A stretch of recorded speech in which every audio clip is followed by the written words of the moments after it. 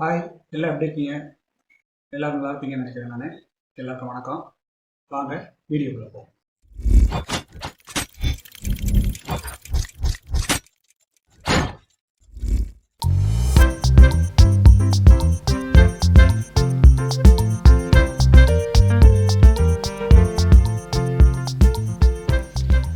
இது மாதிரி ஒரு சர்க்கிளில் எப்படி ஒரு சிம்பிளையோ இல்லை ஒரு லோகோ இல்லை ஒரு எழுத்தை இது மாதிரி ரவுண்டாக ஃபிட் பண்ணுறன்றத நாம் இந்த வீடியோவில் பார்ப்போம். இப்போ நான் உங்களுக்கு ஃபஸ்ட்லேருந்து காட்டுறேன். நம்ம ஒரு நியூ ஃபைல் ஓப்பன் பண்ணிப்போம். நியூ ஃபைல் ஓப்பன் பண்ணிக்கிட்டு அதில் அந்த என்ன சைஸ் சர்க்கிள் வேணுமோ அந்த சர்க்கிளை நீங்கள் வரைஞ்சிக்குங்க. உங்களுக்கு என்ன சைஸ் வேணுமோ அந்த சைஸு, என்ன கலர் வேணுமோ அந்த கலர் ஃபில் பண்ணிக்கிட்டு இதை என்ன பண்ணுங்கள், Ctrl+T கொடுத்தீங்கன்னா இது மாதிரி இந்த எட்ஜஸ் காட்டும். அதில் சென்டருக்காக நீங்கள் ஒரு கைடு முதல்ல வச்சுக்கோங்க.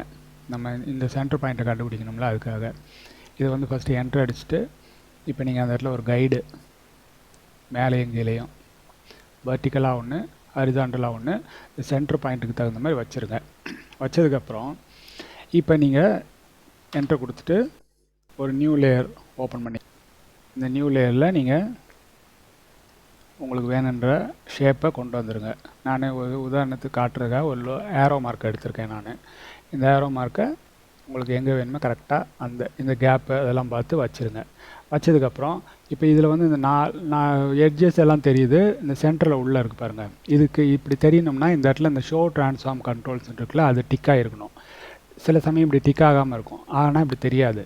அப்போ நீங்கள் என்ன பண்ணுங்கள், அப்படி இருந்துச்சுன்னா இந்த இடத்துல டிக் கொடுத்துருங்க. கொடுத்த உடனே இது மாதிரி வரும். இதில் இந்த சென்டர் பாயிண்ட்டு எடுத்து அதில் வந்து சென்டரில் ஒரு சின்ன ஐக்கான் இருக்கும். அந்த ஐக்கான் அப்படியே கொண்டு வந்து இந்த சென்டரில் இங்கே வச்சுருங்க. வச்சிட்டிங்கன்னா இந்த இடத்துக்கு இது வந்துடும். அதுக்கப்புறம் இது இப்படியே வச்சுக்கிட்டு நம்ம இந்த இடத்துல வந்தீங்கன்னா இது மாதிரி ஒரு ஷேப் இருக்கும். இது வந்து நம்ம CS6 இது மாதிரி இருக்குது. வேறு அட்வான்ஸ் வெர்ஷனில் வேறு மாதிரி எங்கேயாவது இருக்கும். நீங்கள் இதை மட்டும் பார்த்துங்க.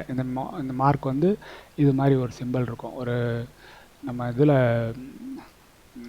ஜாமெட்ரி பாக்ஸில் இருக்கும் பார்த்தீங்களா, இந்த செட் ஸ்கொயர் அது மாதிரி இருக்கும். அது பேர் பார்த்திங்கன்னா ரொட்டேஷனுக்கு உள்ளது, ரொட்டேட்.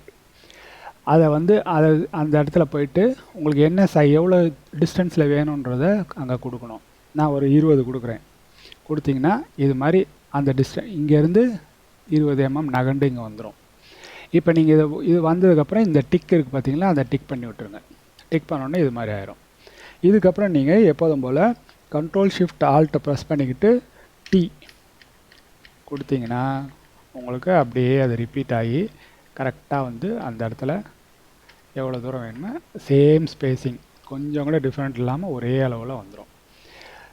இது வந்து ரொம்ப ஈஸியான மெத்தடு நம்ம சர்க்கிளில் போடும். இதே வந்து ஒரு எழுத்தாக இருந்தாலும் பண்ணலாம். ஒரு லோகோ, ஒரு சின்ன சிம்பிள் இருக்குது, அதை வச்சு பண்ணலாம்.